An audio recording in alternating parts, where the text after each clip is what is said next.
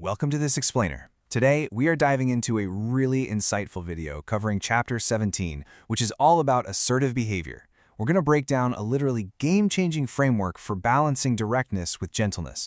So, if you've ever accidentally ruined someone's day just by trying to give them some helpful feedback, stick around, because this is going to completely flip how you view your daily conversations. So let's start by looking at a huge communication dilemma. You know that feeling when you try to help someone and your feedback just totally backfires?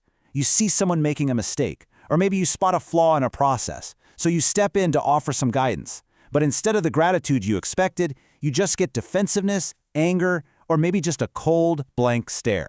It's incredibly frustrating. Actually, scratch that. It's honestly just really awkward. And this perfectly highlights the usual trap we fall into. We tend to bounce back and forth between two wild extremes.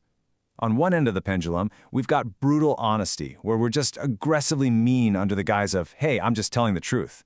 And on the completely opposite side, we have sugar-coated vagueness. That's when we bury our actual points so deeply under pleasantries and compliments that the real message is totally lost. Neither of these works, right? They just leave us feeling totally misunderstood.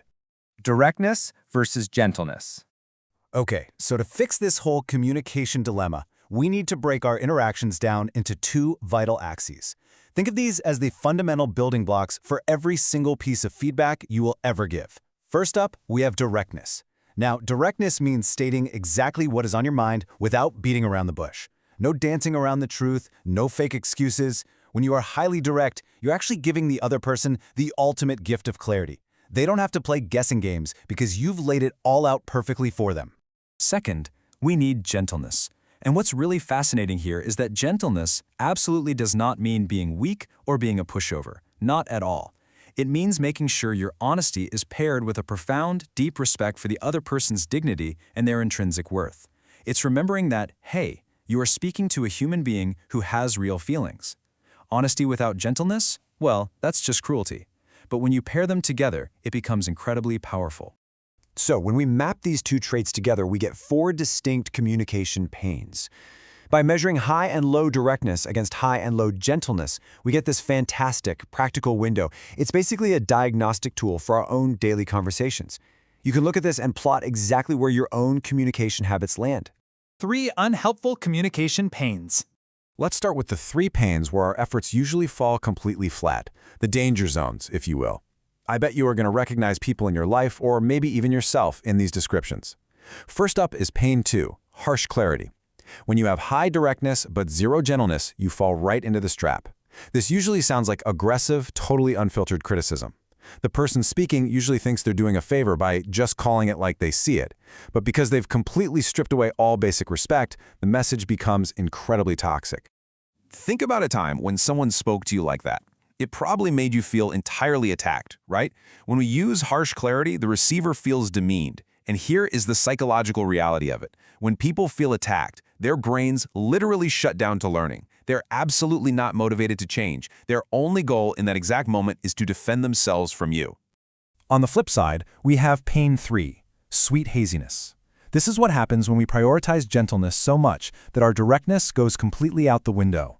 We get so terrified of hurting the other person's feelings that we use a million soft words, we minimize the actual issue, and we literally just smile our way through a serious problem. So the crucial takeaway here is that even if your intentions are super kind, the result is still terrible. The other person is left completely confused about what you actually wanted to say. They might walk away completely unaware that there's even a problem to fix. Or worse, they might feel heavily patronized, like you're talking down to them without just getting straight to the point. It is a massive missed opportunity for growth. Then we have the absolute worst of both worlds. Pain 4, harsh haziness. This is where our communication completely lacks clear direction and basic human respect. Think passive-aggressive comments, sarcastic sighs, or, the classic eye roll. You aren't being direct about what's wrong, but you definitely aren't being kind about it either. This pain leaves the receiver feeling intensely frustrated. They know you're upset with them, but because you absolutely refuse to be direct, they have no clue how to fix it. They feel dismissed, they feel hurt, and it offers absolutely no constructive path forward for conflict resolution. It just breeds pure resentment. The Candor window. So having seen what absolutely does not work, let's explore the ideal state of communication. Pain 1 is caring candor. This is the holy grail. It requires us to boldly combine high directness with high gentleness to deliver honest, deeply compassionate feedback. It means you don't compromise the truth, but you also don't compromise the relationship. You bring 100% of both to the table. This approach empowers you to voice your observations super clearly and confidently, while simultaneously making sure the other person feels totally valued. As Chapter 17 points out, it is the purest form of assertive behavior. When you speak with caring candor, the other person hears the hard truth, sure, but they also hear that you are actively rooting for their success. They know beyond a shadow of a doubt that you are on their team. Candor in action. To prove just how timeless and truly life-saving this framework is, let's look at an amazing historical case study involving Moses and his father-in-law Jethro. Let's set the scene. Moses was on a fast track to severe, complete burnout. He was taking on the heavy, heavy burden of judging every single dispute for the Israelites, all by himself.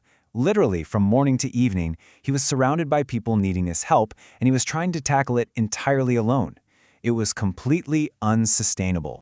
Recognizing the absolute crisis here, Jethro steps in with this incredible direct intervention. He tells him point blank, "What you are doing is not good." I mean, that is some serious directness right there. He did not sugarcoat it. But notice the gentleness that immediately followed. You will only wear yourselves out. You cannot handle it alone. He perfectly blended the harsh reality of the situation with this deep, protective care for Moses' own well-being.